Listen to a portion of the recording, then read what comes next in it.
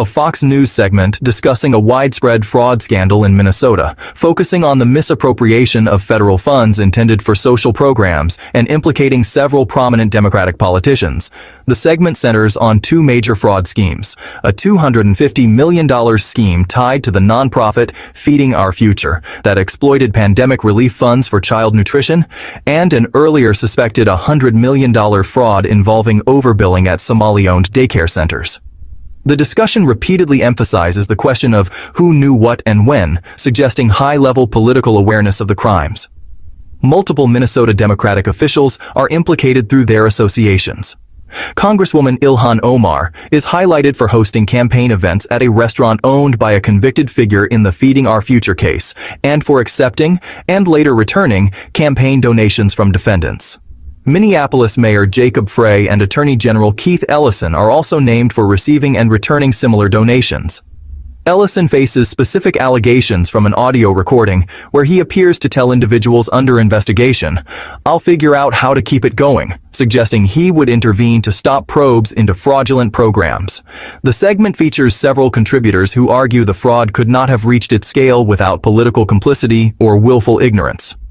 They point to a celebratory video involving a state senator and a city council member, and cite whistleblowers who claim they alerted Governor Tim Walz to red flags 7 years prior, but were met with silence.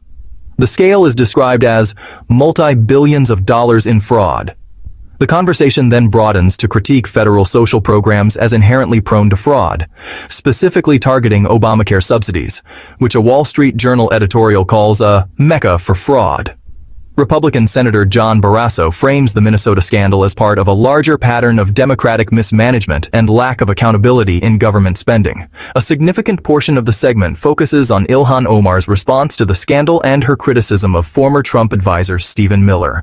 After Miller commented on the need for assimilation, Omar compared his rhetoric to the way Nazis described Jewish people.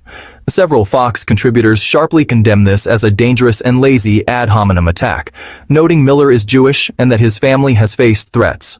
They argue this deflection is meant to shift focus away from the core allegations of fraud and her potential involvement. The overall narrative constructed by the hosts and contributors is one of systemic corruption within Minnesota's Democratic leadership, enabled by a lack of oversight in federal welfare programs. The tone is accusatory, asserting that politicians like Omar, Ellison, and Frey were either directly involved or turned a blind eye to the fraud to secure political support from the Somali community. The segment concludes by stressing the need for legal accountability and lamenting the use of inflammatory rhetoric, like Nazi comparisons, to obscure the serious financial crimes at issue.